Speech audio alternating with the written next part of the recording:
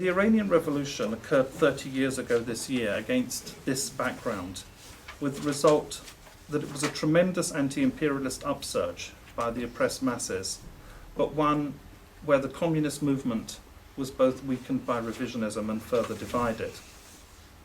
Now, if one combines that with the type of repression that the Shah had adopted, it meant that to a great extent the mosques and the seminaries were the only places where people could actually organise themselves with even a modicum of freedom and lack of surveillance. They were one of the few places where people could actually gather and talk in large numbers, for example, and so this was this characterised the development of the Iranian Revolution, and it meant that it developed in a way that that many outsiders actually didn't see it coming. Whilst some communists may have been confused by the religious trappings of the Iranian Revolution, imperialism was not and never has been.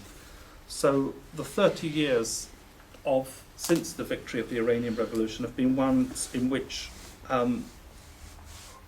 imperialism led by the United States has tried every manner of overt and covert means to undermine and overthrow the regime. The most striking, but by no means the only example of this, was of course the decade-long Iran-Iraq war, which imperialism instigated, which cost over 1 million lives and was an absolute disaster for both countries. And this is the context of the current dispute over the election results in Iran, which in turn have led to what I would argue as an attempt at carrying out a velvet revolution, so-called, against the Iranian government.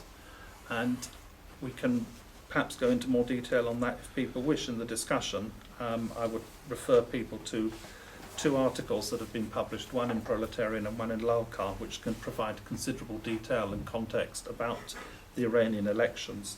For now, I'd just like to ask you to contrast them in your own minds the media's reporting of the Iranian elections with the media's reporting of their elections in the country next door, Afghanistan. That is to say, if you can construe the process that has taken place in Afghanistan as constituting an election at all. It's really clear to everybody that the place where you have seen, blatant rigging and stuffing of ballot boxes and God knows what else is in Afghanistan. But do we have twittering and tweeting on the streets of Kabul? Do we have a green revolution in Kabul? Are NGOs flying in there en masse to organise and incite the Afghan masses to demonstrate against Hamid Karzai? I know we're told, well, even if the election was rigged, it's far too impractical to have a rerun of the election because it will be winter. Now, of course, for the reasons that we've spoken about, official Iranian political discourse is all couched and conducted in religious terms and religious language. The laws of class struggle are universal, and just because the language used is religious, it doesn't mean that those cease to apply. And therefore, although the various protagonists in Iran's politics all use religious terminology, one still, from our point of view, has to look at them from the standpoint of class politics. And here I'd just like to make a comparison with the English Revolution of the 1640s. If you look at the English Revolution of the 1640s, there is no trend, there is no political trend in England of that time that doesn't employ religious discourse and the Bible to attempt to justify its positions, and that includes what one would describe as the extreme left of the English Revolution, the diggers and the levellers, and the associated religious cults that they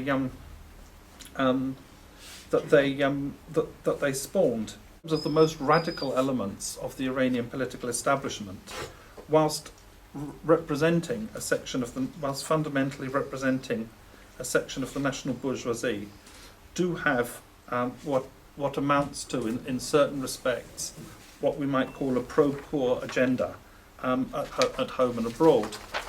And I'd just like to repeat a summary of that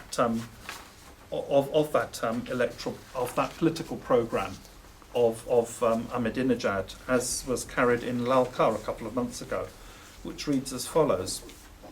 In agrarian policy, the President stands for redistributive programmes for farmers, with easy loans and cheap credits enabling them to write off debt. He opposes large-scale privatisations of public enterprises, specifically in the oil and other mineral and natural resources sectors. He favours a basic but comprehensive social welfare system with heavy subsidies and price controls on food staples and other essentials. He promotes the payment of bonuses to government employees and local development projects throughout the country. Despite propaganda by both imperialism and his domestic political opponents claiming that the economy is in a mess, the IMF predicts that Iran will record economic growth this year, whilst most of its pro-Western Gulf neighbours are falling deeper into recession.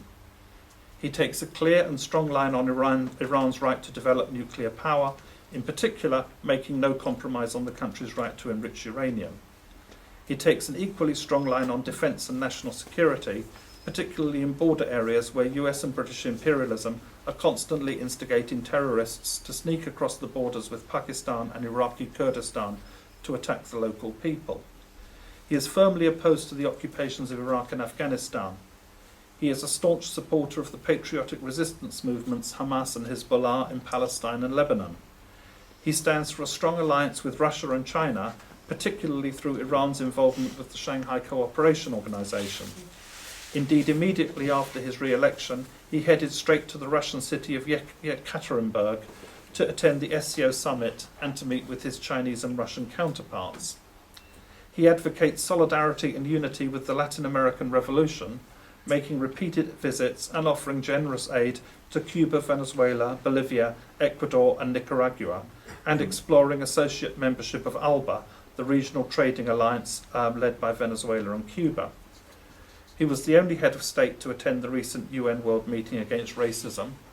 Personally, he leads a modest and simple life, is free of any taint of corruption, mixes regularly with the people, not just at election time, and is down-to-earth, humble and approachable. In a word, his policies may be summarised as standing for sovereignty, national dignity and anti-imperialism, along with an economic approach that offers at least some concessions and benefits to the poor majority.